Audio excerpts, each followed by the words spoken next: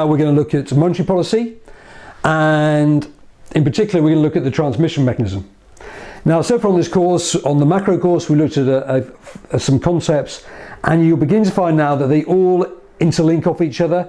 So we started off with the long-run aggregate supply curve, and then we moved on to the multiplier accelerator, and then we looked at what the Institute of Directors said to try and increase the underlying trend rate of growth. And we also looked at supply-side economics, which is all about capital, labour, market reform to shift out the AS curve. Right, so we've done all those sorts of things, and we're now looking at another policy which is called monetary policy, and we're going to look at low interest rates and the transmission mechanism of that process. Now what happens is, if the interest rate goes down, and the interest rate has been low now for 5 years, 0.5%, something should happen. The first one should be is that consumption will go up, and the reason why consumption will go up is because it's cheaper for people to borrow money. So therefore people will spend more money, consumption will go up, and then if you can remember, that should set off the multiplier accelerator interaction in the same way that G could set off the multiplier accelerator interaction. At the same time, investment should also go up. And remember, investment is also spending by firms. So if we spend more money, then that will also then set off the multiplier accelerator interaction, and we're going to get more growth. At the same time, house prices should also go up. The reason here is because it's then cheaper to buy a house. So if we're having to borrow money at, say, at a rate of interest of 5%, then we've got to pay it back £5,000 a year and a £100,000 mortgage. However, if the rate of interest went up to 10%, we'd have to pay back £10,000 a year just to service that loan. So the lower the rate of interest, the cheaper it is to buy a house. And the cheaper it is to buy a house, the more people will demand houses. So therefore house prices will go up. And if house prices will go up, that will also then lead to another rise in consumption. And the reason why that will lead to a rise in consumption is because people will feel wealthier. The third one is, if the rate of interest goes down, accept it from me, it may be the case that also the exchange rate will fall. And if the exchange rate falls from £1 to €2 to £1 to €1, then we'll be poorer. All the people living in the UK will be poorer. However, our exports will fall in price. So, for instance, if a UK company wanted £1,000 and the exchange rate had fallen from £1 €2 to £1 €1, then previously they would have to sell their good for €2,000, and now they would only have to sell their good for €1,000, because €1,000 would buy £1,000. So even though the people in the UK are still getting £1,000 back, the price of exports has fallen, and if the price of exports goes down, then hopefully we should also sell more exports. So the interest rate has a very, very powerful influence upon the UK economy. There is a danger, of course, is that we may start off with this model once again. So we're down here, low interest rates. Hopefully that will therefore stimulate the UK economy to make us spend more money. But eventually, of course, that could lead to demand pull inflation. However, that is the job of economists, to monitor that situation. So this is low interest rates and the transmission mechanism. Okay, so I'm now going to explain why a low interest rate will lead to a lower exchange rate. Now, in the world today, there is loads of hot money flying around all over the world. Now, what that really means is people will have surplus funds. Maybe the oil-rich countries in the world like Kuwait, Saudi Arabia will have loads of surplus funds, and they are going to put that money where they are going to earn the highest rate of interest. Now, clearly in the UK, I've just told you that we've got a rate of interest of 0.5%. So you're not going to put loads of money into the UK economy, because 0.5% is not a great return, even if you've got billions and billions of pounds. So if we have a low rate of interest, that will mean that hot money will leave the UK. So people will get their sterling and they might change it into euros or dollars. Now, the exchange rate is determined by the demand supply of sterling, right? Just like the price of anything is determined by the demand and supply of that factor. We have a floating exchange rate in the UK, so we are no different. So what happens on this model is when you have a low rate of interest, the supply of sterling will increase. So the exchange rate may fall from €2 and it will fall down to €1.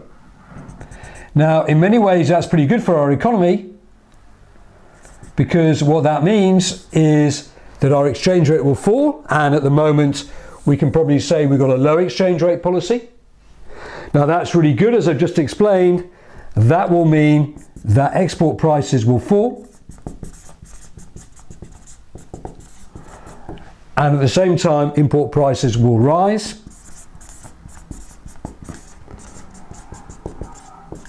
And if that is the case, then hopefully we're going to get more demand in terms of the UK economy.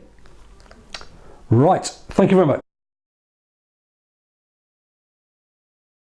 Just taking a quick step back now and looking at the idea of aggregate supply, which is total supply in the UK economy. And to increase that, we need to use supply-side economics. Right, we're now going to have a look at aggregate demand, which is total demand in the UK economy. And I've been sort of hinting at what this means as we've been through the talk. But aggregate demand for the UK economy is made of consumption, which is when we go out and we buy goods. That is consumption. It's made up of investment. It's made up of government spending. And it's made up of exports that we sell abroad. And at the same time, we have to subtract imports because they weren't produced in the UK. It is part of demand, but this, remember, is only demand in the UK economy. Now, we've learnt a few things already. Do you remember doing Keynes? And we said, okay, Keynes says in a recession, we've got to get more demand into the economy, so therefore we can increase G. It's not a bad idea. And that will set up the multiplier and accelerator. And remember that he invented those two ideas, and then that will stimulate the economy, and that will get everything moving. Can you remember we said we put 10 billion quid in, and if the multiplier was equal to 2, then we get 20 billion pounds out at the end of the day. But also, of course, if you lower interest rates, it'd be cheaper to borrow money, so consumption will go up. It'd be cheaper to invest, so investment will go up. And hopefully also on here, the exchange rate will fall. And we just looked at that because hot money will move abroad. And if hot money goes abroad and the exchange rate falls, we're going to sell more exports. And if we sell more exports, that is going to kick off the multiplier accelerator interaction. And that will then stimulate the UK economy. The next session I'm going to talk about is the idea of export-led growth, which is really, really important. Because in the UK economy right now, if we get export-led growth, then we're going to be doing okay. And if you can remember going all the way back now to lesson 51, when we looked at the macro objectives, which were full employment, we're doing pretty well on that account at this moment in time. Economic growth, we've got 3% growth this year, which is pretty good. We've also got price stability, but we haven't got export-led growth yet because we still have a balance of payments deficit, which is very, very serious for the UK economy.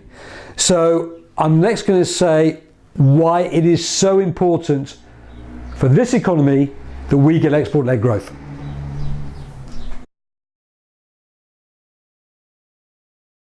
Okay, so we're now going to look at the idea here of export-led growth and why it's very, very important to get export-led growth. The first question I want to ask is how can we get export-led growth in the UK economy? And I just want to give you a few ideas. I just want you to think about that for a few moments. Well, the first way in which we can do it is we can get low interest rates. Because low interest rates, what will that mean again? That will mean that hot money will shift abroad. Can you remember doing that? A couple of minutes ago, hot money will move, hot money will go abroad. Okay, so that's really, really good. Hot money will go abroad because then we have a demand and supply diagram here. The supply curve will shift to the right, so therefore the exchange rate will then fall. So therefore we'll have a low exchange rate. And of course, if you have a low exchange rate, export prices fall. And if export prices fall, then that's really, really good, because what happens is we're going to sell more exports. But remember this, can you remember that £1 was equal to €2 and £1 was then equal to €1? We're still going to get our £1,000 back. Okay? Now, instead of paying €2,000, they're only going to pay €1,000 for the same good. So therefore, hopefully, we are going to sell more exports. Okay? So that's one way in which we can do it. We can maybe also reduce corporation tax. Because if we reduce corporation tax, what's going to happen is there's going to be more investment. More investment. Corporation tax is now 21%. Can you remember what the IOD said? They want it to be 15%. That means there'll be more investment. And then hopefully that investment, as I look for a blue pen, I can't find one. That investment will therefore then lead to more exports again. And if we get more exports from there, what's going to happen is, what's going to kick in? Hopefully we're going to kick off that multiplier accelerator. Right, but this is why it's so good. Because we can kick off the multiplier accelerator by increasing C, I, or G. Any of those will kick off the multiplier accelerator. The problem is, if we increase G, that is going to lead to more government debt. And that, as we find out later on in the course, is not a particularly good idea. If we increase C, we're going to get more consumer debt. And eventually consumers will have to start paying back those debts, so eventually they will stop spending money. So these policies are okay in the short term, but they never work in the long term. Ideally, what we want our economy to be run on, or to be structured, in two ways. We want our economy to be structured on investment, hence that's the reason why we want low corporation tax. And also, if we have a low exchange rate, firms are more likely to invest. How do we create that low exchange rate? Well, we create that low exchange rate through a low interest rate. The hot money goes abroad and the exchange rate falls, etc. So therefore, that's how we can try and create an export-led economy. And if we're selling more exports, that's brilliant for the UK economy. That is really, really good growth because it's sustainable in the long run. And of course, the country that's done this better than anyone else in the last 20 years is China. That is why China is so wealthy, and that's why it's buying up the rest of the world, because it's made so much money. So if you can create an export-led strategy, which means you want enterprise and innovation, then you're going to make loads of money. Thank you very much.